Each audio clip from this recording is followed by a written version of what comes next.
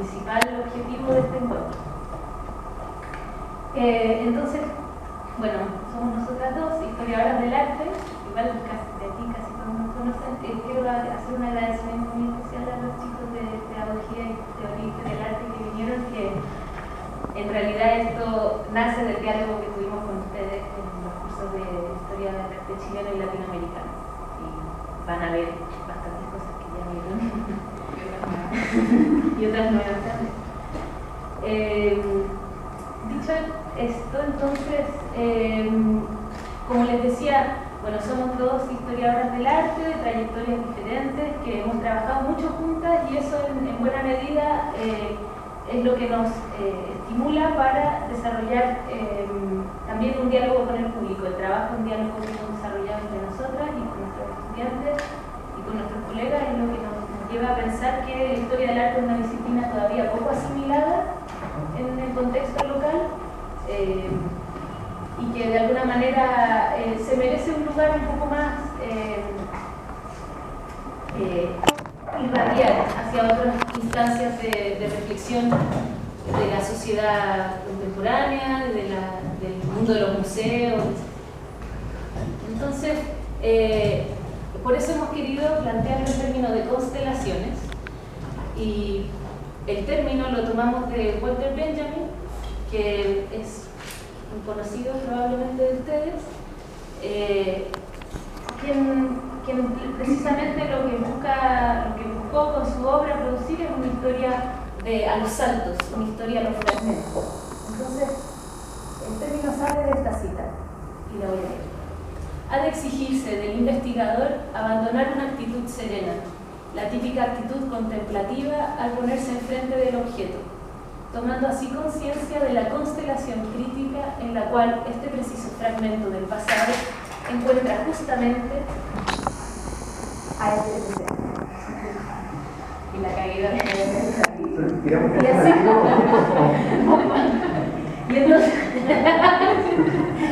y entonces la idea con la palabra constelación es imaginarse este mapa o red que se forma a partir de puntos que aparentemente no tienen conexión entre sí, que se nos presentan primero como fragmento y que es con nuestra imaginación, con nuestro conocimiento y con nuestra curiosidad finalmente que empezamos a establecer las conexiones y se van formando las constelaciones.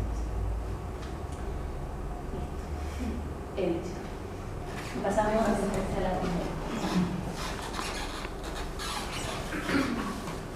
Entonces, nuestra primera son dos constelaciones las que vamos a presentar el día de hoy, de un total de 5.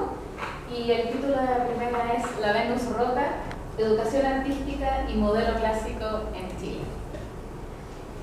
A principios de 1850 se comentaba en el diario El Progreso que el cuerpo desnudo de una mujer se entregaba indefenso a las miradas profanas de sus admiradores en la sala de la Academia de Pintura de Santiago.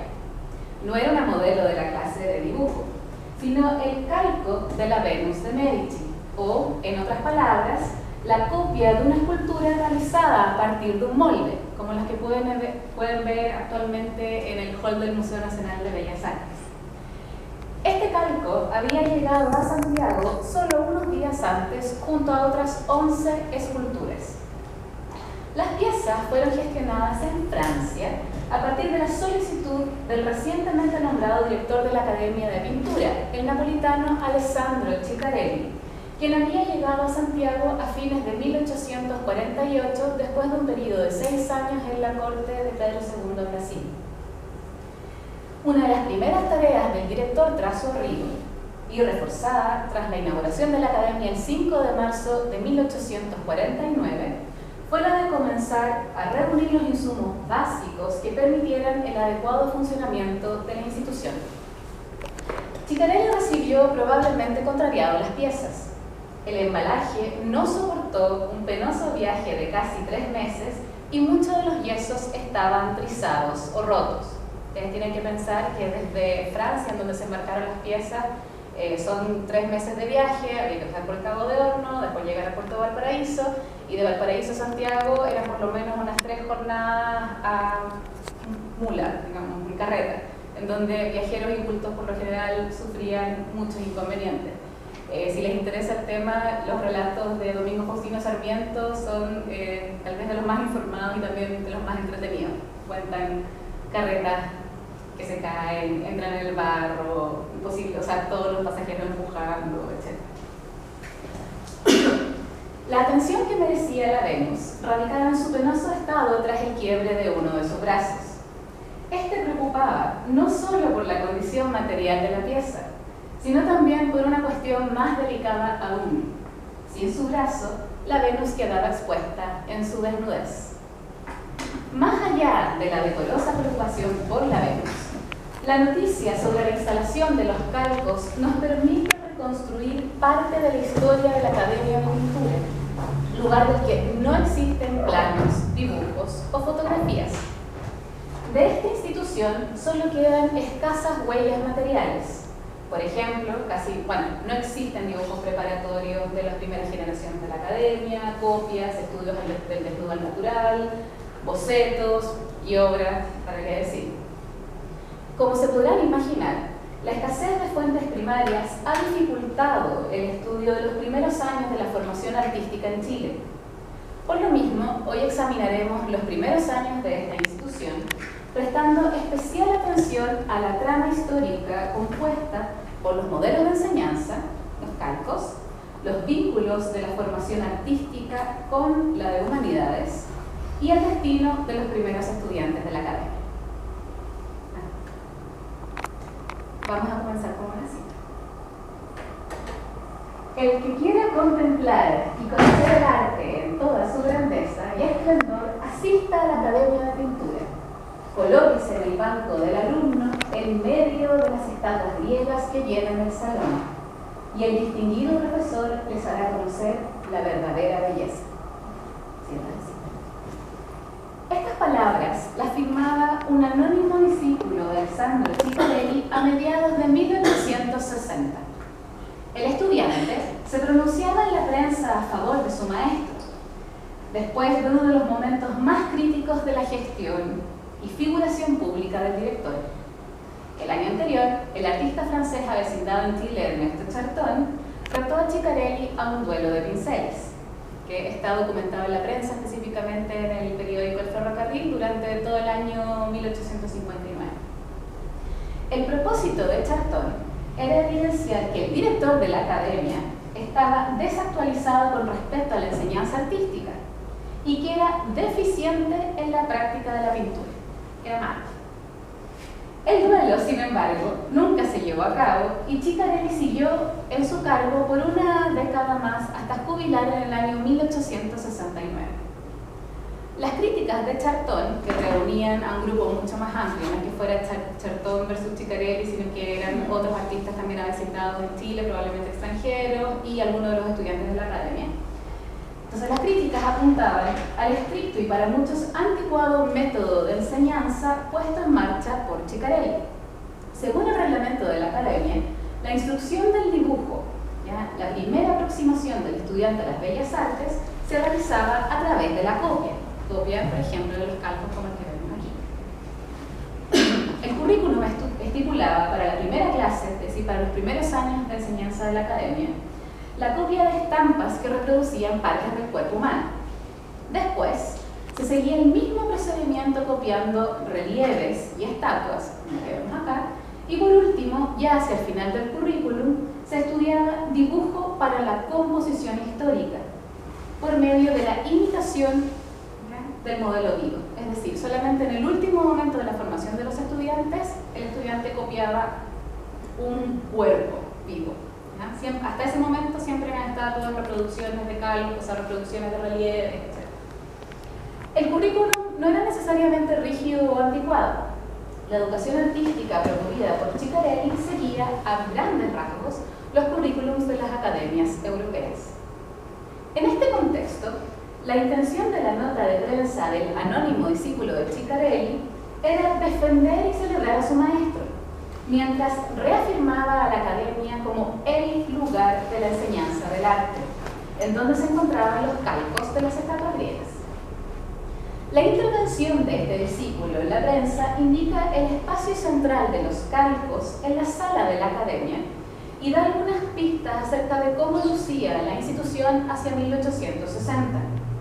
No conocemos el aspecto de este lugar, pero sí podemos imaginar parte de su contenido proyectando retrospectivamente las palabras del discípulo y complementándolas con la lista de registros de la llegada de los calcos a Chile hacia 1850. Imaginemos, entonces, acá pueden cerrar los ojos si quieren. Imaginemos una sala más bien sombría, con escasa luz natural, pero pobremente adaptada como taller. Sabemos que en algún minuto, de hecho, Ciccarelli hizo pintar la sala de color verde. ¿Por qué? No lo sabemos. El mobiliario es simple. Algunas repisas en donde se encuentran instalados los bustos y los materiales de trabajo, mesas, bancos y atriles. Ubicado en un lugar estratégico, el escritorio del profesor. Un perchero, tal vez, en donde dejar sombreros y abrigos.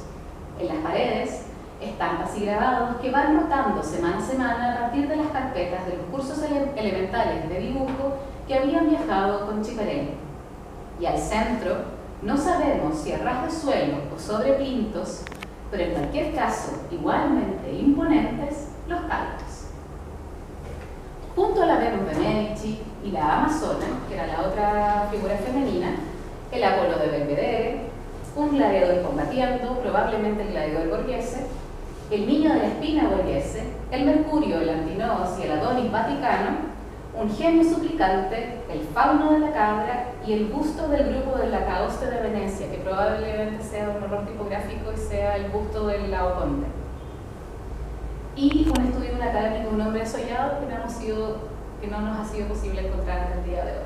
¿Ya? Este conjunto es un conjunto hipotético. ¿Ya? Entonces, en el fondo, para que ustedes se hagan una idea más o menos cuáles serían las copias que se encontraban en el espacio central del salón. Los calcos habían sido enviados a Santiago como modelos de enseñanza. Ellos articulaban el pasaje de lo bidimensional a lo tridimensional, es decir, el paso de la copia de la estampa a la escultura, permitiendo que el joven artista se enfrentara por primera vez al volumen y a las masas de un cuerpo en el espacio, afinando de este modo sus capacidades perceptivas. Sin embargo, también remitían a un contexto cultural mucho más amplio. Las esculturas encarnaban las ideas y valores de la antigua Grecia y Roma, reinterpretados por el humanismo del Renacimiento y revestidos por la modernidad ilustrada durante el siglo XVIII y XIX.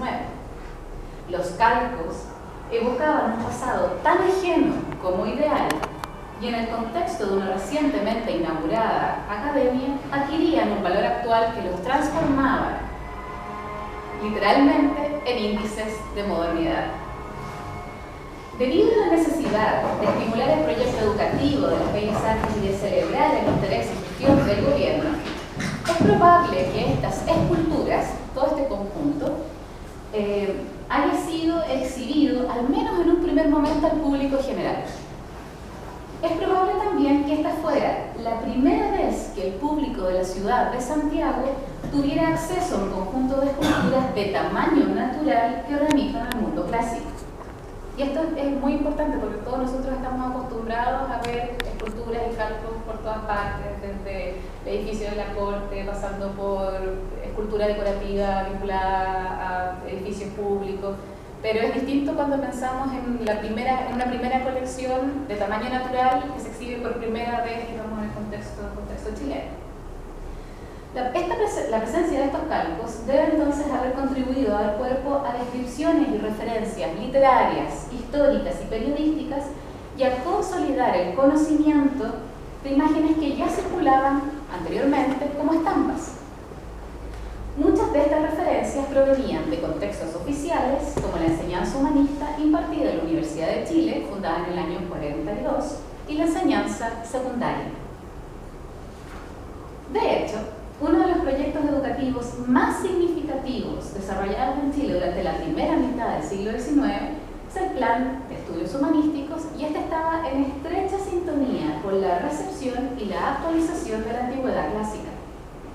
Este plan decretado en el año 1843, y diseñado para la educación secundaria, estaba organizado a partir de la enseñanza de la lengua y de la literatura latina. La importancia otorgada al latín y al conocimiento de la historia, la política y la literatura antigua, especialmente la romana, estaba asociado al reconocimiento de una serie de virtudes que formaban la mente del joven en el orden y en el trabajo, que promovía la formación del gusto, que estimulaba la correcta dirección de las pasiones y esto es lo más importante de todo, el desarrollo de virtudes cívicas y domésticas. La Academia de Pintura, fundada entonces unos años después, compartía el mismo espíritu pedagógico. Tanto la Academia de Pintura como el Plan de Estudios Humanísticos estaban dirigidos a un mismo grupo, los estudiantes secundarios. Y ambos programas estaban estrechamente vinculados. Uno de los requisitos para estar matriculados en la academia, cuya principal herramienta de trabajo, como ustedes saben, era el dibujo, era cursar de modo paralelo los cursos de educación secundaria del Plan de Estudios Humanistas. Entonces eran dos programas que corrían de modo paralelo y que estaban engarzados el uno con el